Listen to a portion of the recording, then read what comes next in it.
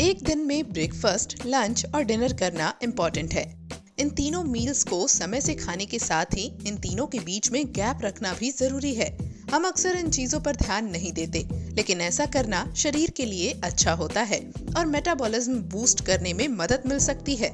तो चलिए आपको बताते हैं कि खाना खाने का सही टाइम क्या होता है और मील्स के बीच में कितना गैप होना चाहिए।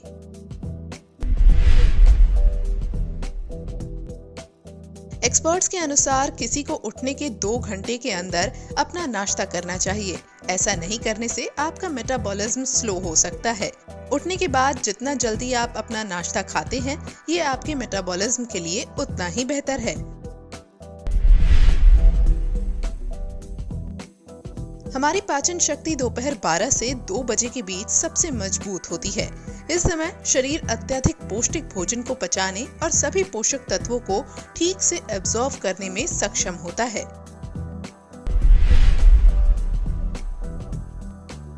दोपहर और रात के खाने के समय के बीच 4 घंटे के अंतर को बनाए रखते हुए रात का खाना 8 बजे तक खा लेना चाहिए। आपके सोने और खाने के बीच में भी 2 घंटे का डिफरेंस होना चाहिए। ये गैप बेहतर पाचन और रात की अच्छी नींद में मदद करता है। आपकी जानकारी के लिए ये भी बता दें कि एक भोजन को ठीक से पचाने में आपके शरीर को 3 से 4 घंटे लगते हैं। इस तरह से 2 भोजन के बीच का अंतर 4 घंटे से ज्यादा नहीं होना चाहिए। इससे ज्यादा समय के गैप से एसिडिटी हो सकती है। खाने के बीच में आपको स्नैक्स और फल खाने चाहिए। आपके नाश्ते, दोपहर के भोजन और रात के खाने के बीच कम से कम 2 स्नैक्स जरूर होने चाहिए।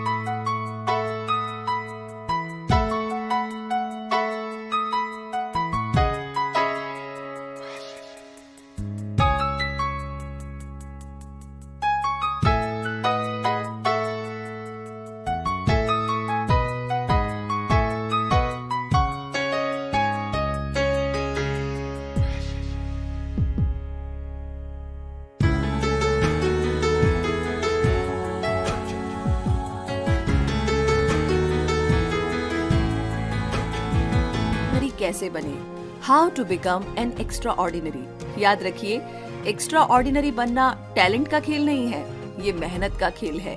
ये सुबह 5 बजे उठकर के दौड़ने वालों का खेल है।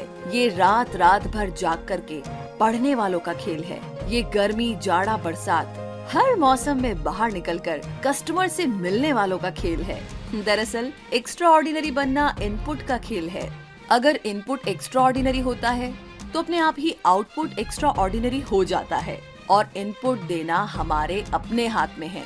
तो ऐसे में अगर हम अपने हाथ ही बांध ले और किस्मत को दोष दे तो कुछ नहीं हो सकता।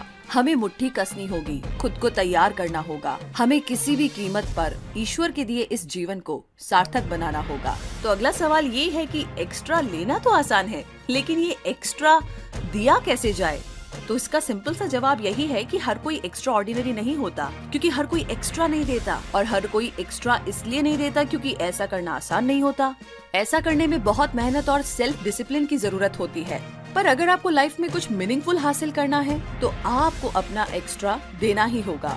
अगर आप अभी भी वही करते रहेंगे जो आज तक आप करते आए हैं, तो आपको अभी भी वही मिलता रहेगा जो आज तक मिलता आया है। डोंट एक्सेप्ट इट, इसे मंजूर मत कीजिए। अगर दुनिया में कोई और बड़ा काम कर सकता है तो आप भी कर सकते हैं। अगर कोई अपने सपनों को पूरा कर सकता है तो आप भी कर सकते हैं। ये आपका समय है, इसे बेकार की चीजों में बर्बाद मत कीजिए। याद रखिए, ये जीवन समय से बना है और समय बर्बाद करने का मतलब है जीवन को बर्बाद करना। अपनी आंखें खोलिए और ऐसी तमाम एक्टिविटीज जो आपका समय बर्बाद करती है उनसे छुटकारा पाइए। घंटों फेसबुक पर बैठना, टीवी से चिपके रहना और बिस्तर में लेटे रहना आपको कुछ भी नहीं देगा। आपको उठना होगा, जागना होगा और अपने लक्ष्य का पीछा करना होगा, हर रोज लगातार, जब तक वो आपको मिल न जाए। और बात तो सच है, हमारी लाइफ को मीनिंगफुल होना ही चाहिए, और इस लाइफ को मीनिंगफुल बनाने बाहर से कोई नहीं आने वाला। ये हमारा अपना काम है और इसे हमें ही करना होगा। हमें खुद अपने भाग्य का विधाता बनना होगा। भूल जाइए कि कल क्या हुआ, भूल जाइए कि आप एक एवरेज स्टूडेंट, प्लेयर या सेल्समैन थे। बस इतना याद रखिए कि अब तक जो इतना ऑर्डिनरी हुआ बस इसलिए हुआ क्योंकि आपने ऐसा होने दिया। पर अब जो होगा वो एक्स्ट्रा ऑर्डिनरी होगा, क्योंकि अब आप अपनी लाइफ को एक्स्ट्रा ऑर्डिनरी बनाएंगे। तो अब आप भीड़ का हिस्सा नहीं बनेंगे। अब आप एक मीडियोकर लाइफ नहीं एक्सेप्ट करेंगे। अब आप डिसाइड करेंगे कि आपको लाइफ में करना क्या है और अपना पूरा फोकस बस उसी एक चीज को पाने में लगा देंगे। अब हर रोज आप अपने सपनों को पूरा करने के लिए कुछ एक्स्ट्रा देंगे और अपनी मेहनत से इस दुनिया में खुद के लिए एक जगह बनाएंगे। ऐसी जगह जिस पर आपको ही नहीं पूरी दुनिया को नाज होगा। बस तो एक्स्ट्रा लेना जितना आसान है, देना भी कुछ वैसा ही है। कभी ट्राई नहीं किया है, आज करके देखिए। आज उस एक्स्ट्रा को देने वाली जो फीलिंग है उसे महसूस करके देखिए। बहुत ही खूबसूरत होती है, आपके लिए भी और जिनके लिए आप दे रहे हैं उनके लिए भी। तो इन्हीं Diabetes is a disease in which your blood glucose, or blood sugar, levels are too high. Glucose comes from the foods you eat. Insulin is a hormone that helps the glucose get into your cells to give them energy. With type 1 diabetes, your body does not make insulin. With type 2 diabetes, the more common type, your body does not make or use insulin well. Without enough insulin, the glucose stays in your blood. Glucose comes from the foods you eat. Over time, having too much glucose in your blood can cause serious problems. It can damage your eyes, kidneys, and nerves. Diabetes can also cause heart disease, stroke, and even the need to remove a limb. Pregnant women can also get diabetes, called gestational diabetes. A blood test can show if you have diabetes. Exercise, weight control, and sticking to your meal plan can help control your diabetes. You should also monitor your glucose level and take medicine if prescribed.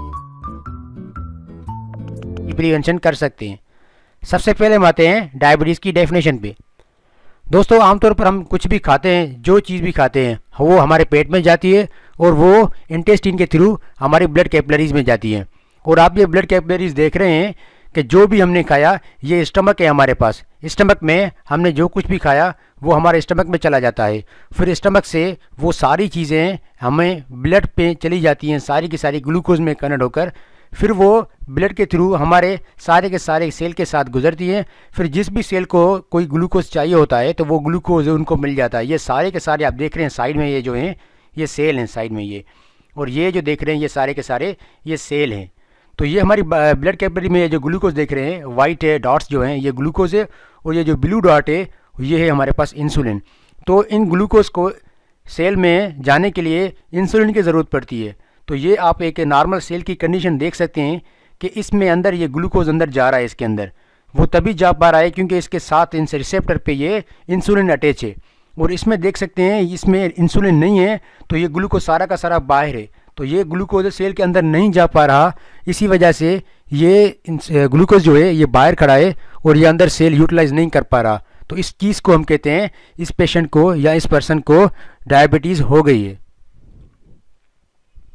अब हम आते हैं कि कौन कौन सी science and symptoms होती हैं जिसकी वजह से हम कहते हैं कि किसी को इंसुलिन हो गई है। सबसे पहली जो चीज़ है वो होती है इंक्रीज्ड थर्स्ट। किसी भी पेशेंट को अगर डायबिटीज़ है तो उसको बहुत ज़्यादा प्यास लगती है, जिसकी वजह से वो बहुत ज़्यादा पानी पीता है, और जब बहुत ज़्यादा पानी पीता है तो उसी वजह से उसको यूरिनेशन भी ज़्यादा आती है, जिसको हम कहते हैं फ्रीक्वेंट यूरिनेशन। बहुत बार बाथरूम में जाता है यूरिन करने के लिए, और उसकी वजह से इसको बहुत सारी भूख भी लगती है, एक्सट्रीम हंगर। उसके साथ साथ है वो एक्सप्लेन नहीं कर पाता कि मेरा वेट लॉस किस वजह से हो रहा है और क्यों हो रहा है, मतलब उसका वेट लॉस भी होता है। उसके बाद जो चौथी चीज़ है, पांचवी, वो है फटीग, यानी कि उसको बहुत सारी थकावट होती है, पूरे जिस्म में दर्द होता है हर जगह, ठीक है। तो ये होते हैं साइंस एंड सिम्टम्स। आखिरी चीज़ होती है वो होती है इरिटेबल, वो हर चीज़ से इरिटेट होता है, तंग हो जाता है। ये सारी की सारी साइंस।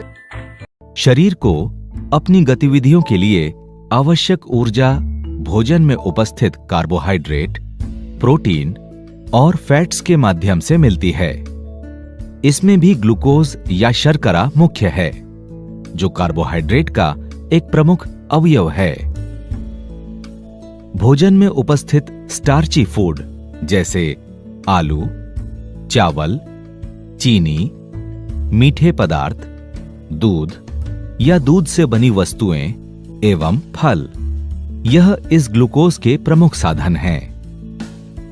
इनसे बढ़ने वाली शुगर जब रक्त में पहुंचती है, रक्त उसको शरीर के विभिन्न हिस्सों में पहुंचाने में मदद करता है। ब्लड में ग्लूकोज का स्तर बढ़ने पर पैनक्रियाज इंसुलिन का सीक्रेशन करता है, जो शरीर के विभिन्न हिस्सों को, विभिन्न कोशिकाओं को इस ग्लूकोज को इस्तेमाल करने में मदद करती है। वास्तव में ग्लूकोज इस्तेमाल करने के लिए इंसुलिन एक चाबी की तरह कार्य करता है, जिसकी उपस्थिति में ही ग्लूकोज शरीर की विभिन्न कोशिकाओं के अंदर प्रवेश कर सकती है। देखिए किस प्रकार इंसुलिन एक चाबी की तरह उस द्वार को खोलता है जिससे ग्लूकोज एक सेल के अंदर प्रवेश करता है। भोजन न मिलने की अवस्था में लीवर अपने अंदर संग्रहित फैट व ग्लाइकोजन को ग्लूकोज में परिवर्तित करके ब्लड में ग्लूकोज का स्तर सामान्य बनाए रखने में मदद करता है, जिससे भोजन न रहने पर भी मांसपेशियों को ग्लूकोज की पर्याप्त मात्रा पहुंचती रहे। इस प्रकार रक्त में शुगर का स्तर एक सामान्य सीमा में ही ऊंचा नीचा होते रहता है। यह इंसुलिन कभी कभी सामान्य रूप में न बन जाने पर, जब मात्रा से काफी अधिक कम हो जाती है, तब ब्लड में ग्लूकोज का स्तर बढ़ने लग जाता है, और इस स्थिति को हम डायबिटीज कहते हैं। डायबिटीज दो प्रकार की होती हैं, टाइप 1 डायबिटीज एवं टाइप 2 डायबिटीज। टाइप 1 डायबिटीज वह डायबिटीज है जिसमें पैनक्रियाज इंसुलिन बनाने की क्षमता पूरी। In fact, carbohydrates account for up to half the body's energy needs. Instead of eating simple carbohydrates, which cause a surge in blood sugar levels, eat more starch-based carbohydrates. Eat fruits in moderation as they contain sugar. Consume sufficient fiber to slow down your body's carbohydrate absorption. Animal protein is carbohydrate-free, but plant-based proteins and dairy products contain carbohydrates. Strive to maintain a healthy BMI. The heavier you weigh, the higher your diabetes risk. Consult a dietitian to better understand your nutritional requirements.